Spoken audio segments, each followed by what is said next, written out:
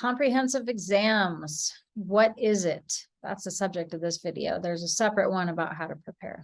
So COMPS is an exam that you need to take by the end of your third year. So the end of semester 6. It is an examination focused on mastery in a minimum of 2 broad areas of geography. So you choose your areas.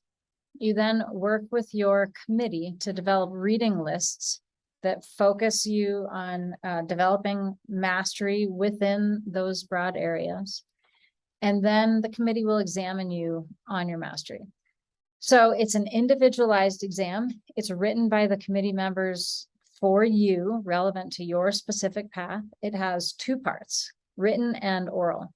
So the written part of the COMPS has a specific defined format. It's 4 days. Each committee member is responsible for one of the day's questions. So back to back, you wake up, you get your questions at 8 a.m., you turn it in by 5 for that day. Then you go to sleep in between.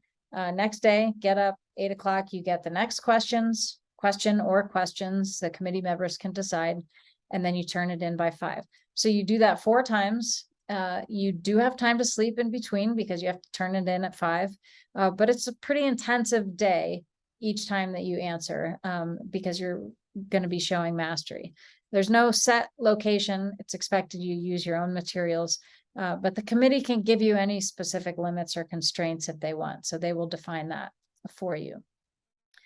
Within 2 weeks after you submit your written answers, you will have an oral exam where you're going to meet with the committee to discuss any follow-up questions that they may have.